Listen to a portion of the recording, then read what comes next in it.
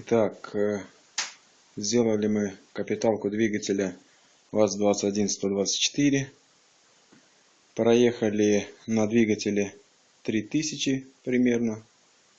Появился стук поршней. Разбираем голову и видим. Сейчас покажу я вам. Вот. Одному неудобно. Поршня стали телепаться в блоке. Что этот. Все поршня телепаются. Растачили двигатель в Москве на итальянском оборудовании. Все было идеально. Поршня сидели плотненько.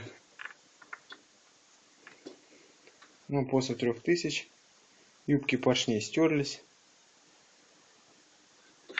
И начало такое вот биение поршней.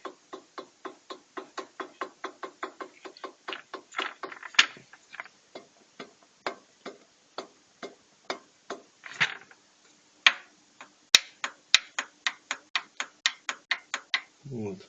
Поршня СТК 82,5, еще раз говорю. Никому не советую брать эти поршня. Качество у них не то. Просто-напросто потратите деньги. Пусть даже не 3000 проедете, 10-15 тысяч. И все равно они застучат.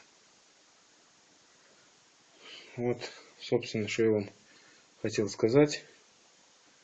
Чтобы знали, что такое поршня СТК в нынешнее время. Ну, все, до встречи.